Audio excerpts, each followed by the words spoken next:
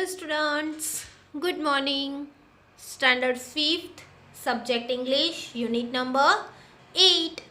Unit number 8 है हमारा right a short paragraph on my favourite scientist.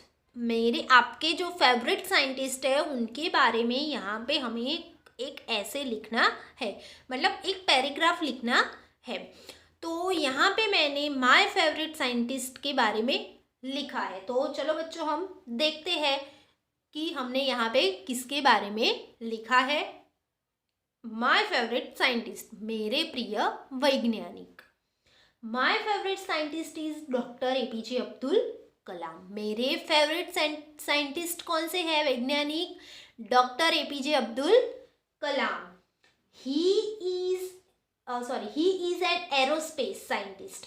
वो अवकाशयान के वैज्ञान है, मतलब जो अवकाशयान होते हैं उसके वैज्ञानिक है, साइंटिस्ट है। एन ऑथर, वो एक लेखक भी है। एंड अ प्रोफेसर, और वो प्रोफेसर भी है यानी कि टीचर भी है जो कॉलेज के बच्चों को पढ़ाते हैं। डॉक्टर एपीजे अब्दुल कलाम एक एरोस्पेस साइंटिस्ट है, वो एक लेखक भी है और एक प्रोफेसर भी है। He was born in a Rameshwaram in Tamil Nadu on 15th October 1931. उनका जन्म कहाँ पे हुआ था? रामेश्वर में, तमिलनाडु के रामेश्वर में 15 अक्टूबर को 1931 में। His father was a boat owner and his mother was a housewife. उनके पापा थे वो बोट यानी कि जो जहाज, मतलब जो जहाज होते हैं उनके मालिक थे, ऑनर थे। और उनकी मम्मी थी वो हाउसवाइफ थी। Since he came from a poor family, he would distribute newspapers to help his family. और उनका जन्म बहुत ही गरीब परिवार में हुआ था और वो अपना गुजारा, मतलब अपने और अपने मम्मी पापा का जीवन चलाने के लिए न्यूज़पेपर बेचते थे। Doctor APJ Abdul Kalam studied at Saint Joseph's College in Tiruchirappalli and Madras Institute of Technology. Doctor APJ Abdul Kalam ने अपनी study Saint Joseph College in Tiruchirappalli नाम का कोई स्टेट होगा वहाँ पे की, and Madras Institute of Technology में भी उन्होंने अपनी डिग्री कंप्लीट की। He studied aerospace engineering. उन्होंने अवकाशयान यानी कि वो एक इंजीनियर बने, मतलब इंजीनियरिंग का पढ़ा। और वो इंजीनियरिंग किसका था? एरोस्पेस यानी कि अवकाशयान का उन्होंने पढ़ा। Doctor APJ Abdul Kalam worked as an aerospace scientist with DRDO and ISRO. मतलब डॉक्टर एपीजे अब्दुल कलाम थे, उन्होंने एरोस्पेस का काम डीआरडीओ में और इसरो में, आईएसआरओ में किया, जहाँ से जो यान भेजे जाते हैं, वो जो यान आकाश में जो रॉकेट भेजे जाते हैं उसमें। He is known as the missile man of India. और उनको कौन से नाम से जाना जाता है? मिसाइल ऑफ इंडिया के नाम से जाना जाता है। Missile man of India, Bharat के missile man. He has been awarded with the Bharat Ratna, Padma Bhushan and Padma Vibhushan. और उनको बहुत सारे अवार्ड मिले। डॉक्टर एपीजे अब्दुल कलाम को बहुत सारे अवार्ड मिले, जैसे कि भारत रत्न, पद्म भूषण एंड पद्म विभूषण। यानी कि ये बहुत ही हॉनरेबल प्राइज अवार्ड्स बोले जाते हैं कि जो किसी को ही मिलते हैं। तो वो सब अवार्ड्स एपीजे अब्दुल कलाम को मिले थे। तो यहाँ पे हमने my favourite scientist Doctor APJ Abdul Kalam के बारे में लिखा। नेक्स्ट हमारा क्वेश्चन है, paste pictures of the following scientist and write 2-3 sentence about each of them. यहाँ पे हमें जो नेम दिए हैं वो साइंटिस्ट का पिक्चर यहाँ पे हमें लगाना है और उनके बारे में 2-3 सेंटेंस लिखने हैं। बहुत ज़्यादा नहीं, लेकिन 2-3 सेंटेंस लिखने हैं। तो यहाँ पे है my favourite scientist Doctor APJ Abdul Kalam. मेरे फेवरेट साइंटिस्ट यानी कि वो कौन से हैं? Doctor APJ Abdul Kalam. He is in aerospace scientist, वो एरोस्पेस अवकाशयान के वैज्ञानिक है। ऑथर भी है यानी कि वो लेखक भी है, एंड अ प्रोफेसर, और वो प्रोफेसर भी है। He was born in Rameswaram in Tamil Nadu on 15 अक्टूबर 1931 और उनका जन्म रामेश्वर तमिलनाडु के रामेश्वर में हुआ था। और उनका कब हुआ था? 15 अक्टूबर 1931 में। He came from a poor family और उनका जन्म गरीब परिवार में हुआ था। नेक्स्ट है बच्चों यहाँ पे विक्रम साराभाई। विक्रम साराभाई के बारे में यहाँ पे हमें पिक्चर मतलब चिपकाने हैं फोटो और उनके बारे में लिखना है। Vikram Ambalal Sarabhai was an Indian physicist, यानी कि विक्रम साराभाई भारत के भौतिक शास्त्र थे।